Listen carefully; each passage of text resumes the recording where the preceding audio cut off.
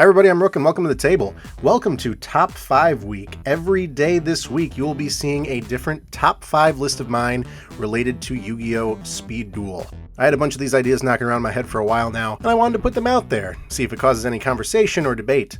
Today's top 5 list are the top 5 boss monsters that seem cool in theory, but the Speed Duel meta said, no, that's not going to work here. Top 5 best boss monsters that break my heart that they're not viable in the meta today. Coming in at number 5 is Toon Summon Skull, and you guys probably saw this one coming. Toon Summon Skull is great because Summon Skull, very iconic character, of course the Toon version, one of the first Toon cards we received in the Speed Duel format, and one of the rather stronger boss monsters early on. Unfortunately, the big flaw behind this monster is that Toon World must be on the field in order for this card to work. The fact that it can attack your opponent directly is fantastic. I don't like that you have to pay 500 life points, but that's traditional to a lot of Toon monsters that we saw early, but the biggest kicker is Toon World. Same with a lot of Toons. I'm singing this song and dance for Toons all this time. Until the recent Star Decks where we got some Toon cards where if Toon World gets destroyed they can maybe still hang around. Most of the Toons, they need Toon World up to be able to attack. If you're not using any specific Pegasus skill, Toon World is a whole spell slot, you only have 3, and there's so much good magic removal today where it's so easy for Toon Summon Skull to be wiped off the field, and all Toons, just because Toon World's destroyed.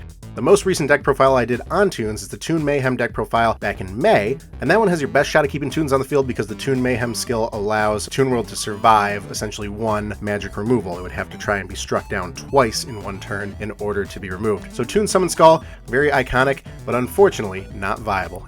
Coming in at number 4 for boss monsters that break my heart that they are not good is Meteor B Dragon. What a monster! And it's a dragon. People love dragons. This is a classic fusion of Red Eyes Black Dragon and Meteor Dragon. 3,500 attack. It was the strongest monster to be seen aside from Blue Eyes Ultimate Dragon and then later Perfectly Ultimate Great Moth. But just such a cool card, such a cool boss monster. If you actually played a Meteor B Dragon deck and you fused this monster, it was a great feeling. Unfortunately, the thing that drags this deck down is the Meteor Dragon, which is part of the fusion. It's a mediocre 6-star dragon with 1,800 attack and 2,000 defense, and you don't really use it to get on the field. It's really just a fusion material for Meteor B. Speed Duel has introduced some ways to get around needing Meteor Dragon in your deck. For example, Palomization. If you have a fusion card that doesn't necessarily state that it can only be fused with these two components, Meteor B Dragon does not state that, so Palomization could be used to complete a fusion if you have the Red Eyes Black Dragon. There are cards in the Speed Duel format to get Red Eyes Black Dragon out, but in the end, like most fusions that we see in the Speed Duel format, it's too many resources to get the monster on the field, and there's so many easy ways to remove monsters off the field. An easy side of like Offerings to the Doomed, maybe running the skill Hidden Parasite with a Bug Spray, you're equipping a Parasite to it, so many things you can just get rid of a fusion and all of a sudden you're at a huge card disadvantage. So unfortunate. Meteor B Dragon coming in at number 4. Coming in at number 3, Ryu Senshi, another fusion monster. This one puts up a little bit more of a fight than the Meteor B Dragon. Although its attack and defense are lower, it does have some effects that try and keep it on the field. So first thing to note is that this card does specifically state that a fusion summon of this monster can only be conducted with the above fusion material monsters, so you cannot use a card like Palomization to complete the fusion. You do need Warrior Digreffer and Spirit Ryu. Warrior Digreffer, at the time of Scars of Battle coming out, was one of the strongest 4-star monsters you can normal summon. It's just a vanilla monster, 1,700 attack.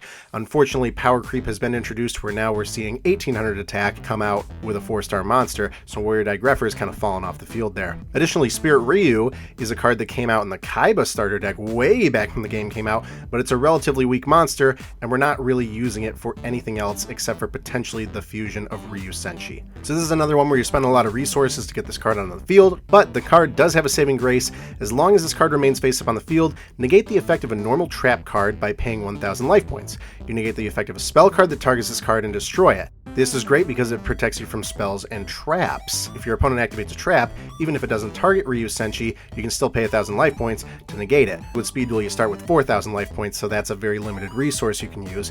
And the last part, negate the effects of a spell card that targets this card and destroys it, is very good for keeping it on the field. We didn't see too much removal from a spell perspective, but you do notice that it does say it has to target the card, so any spell that kind of affects everything does not necessarily work on Ryu Senshi. A good example of this would be if you activated the skill Hidden Parasite, which temporarily turns everything to bug monsters, and then you hit him with the Eradicating Aerosol, which destroys all insect monsters on the field. Now this would be effective against something like an Offerings to the Doomed, which is a spell that does target a monster, but with the other non-targeting spell and monster effect ways that can remove this monster off the field, combined with the resources needed to fusion summon it, combined with the already low attack of 2000, which any other boss monster can really beat over. It's even with Gravekeeper's Oracle, but Gravekeeper's Oracle has effects that can get it down to 0. Those things combined is what puts Ryu Senshi out of the meta. Really cool card to pull, but not effective on the battlefield.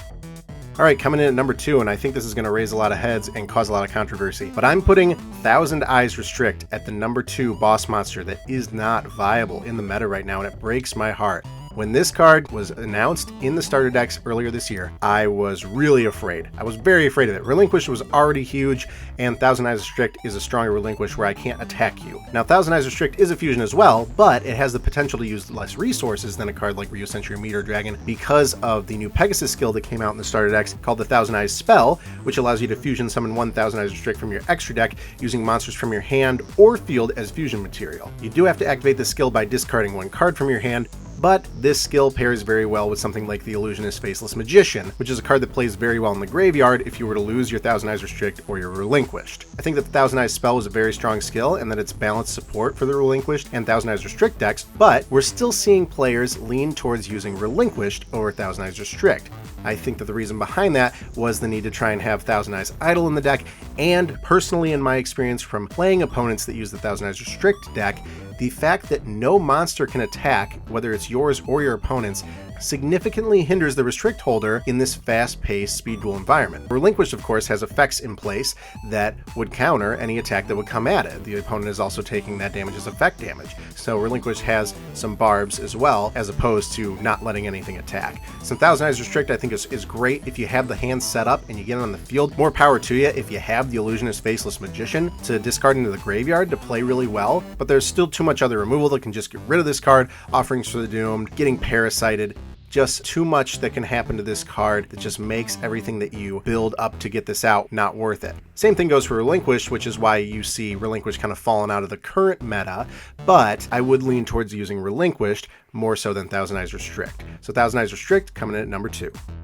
And finally, the number 1 boss monster in Speed Duel that it breaks my heart is not good and not in the meta is the Olivia Dragon Deadlifts. This card looks so cool. I remember when this came out in traditional Yu-Gi-Oh! And oh my god, it achieves everything that I wanted to see in a dragon, but it's a sea serpent. Freaking awesome. The effect is potentially lethal as well. You can send a face-up Umi you control the graveyard and destroy all other cards on the field. You wipe the field. Now that is you and your opponent, so you gotta be careful with that setup. But really awesome art, really awesome effect. Unfortunately, water and aquatic type, sea serpent, all those monster types did not get, while they got a lot of support in sets like Attack from the Deep, Scars of Battle, the decks do not come together to effectively be successful in the meta today. I built a Deadlifts deck to try and make the deck work with the recent edition of Surface that came out less than a year ago, but even with Surface, Fishboard Planter, Slushy, Screech, even the skill that acts as an Umi already, so I don't have to like try and fish for an Umi to get on the field for then Deadlifts' effect to work. That's another problem with Deadlifts' effect, is that you do have to rely on another card being on the field spell Umi. It's just not fast enough, and there are too many other threats out there that can completely bounce back from a board wipe.